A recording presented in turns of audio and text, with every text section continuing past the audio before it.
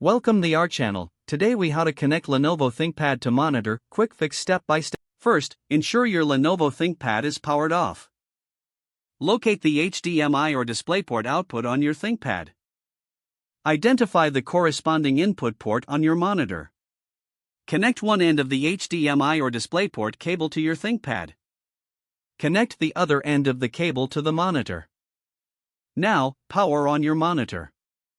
Next, turn on your Lenovo ThinkPad. Your ThinkPad should automatically detect the monitor.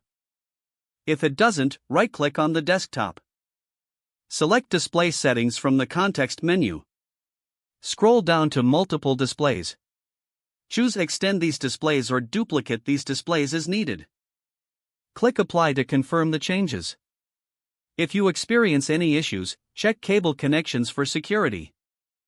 Ensure both devices are powered on and switch to the correct input source. Adjust the display resolution in the display settings if necessary. You should now be successfully connected to the monitor. Test by dragging a window from your ThinkPad to the external display. If the page does not load, refresh the browser or try again in a private or incognito window. Make sure you are using the correct email address, then retype it carefully to avoid small typos. If your password is not accepted, use the reset option and create a new strong password you can remember.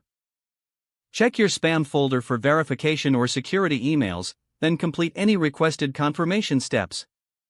Enable two-factor authentication if available to improve account security and reduce unauthorized access risk.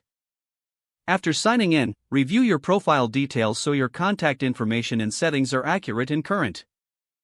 If you see an error message, note it down and try again after restarting your device and internet connection. Log out when you finish, especially on shared devices, to keep your account and payment information secure. If the page does not load, refresh the browser or try again in a private or incognito window. Make sure you are using the correct email address, then retype it carefully to avoid small typos.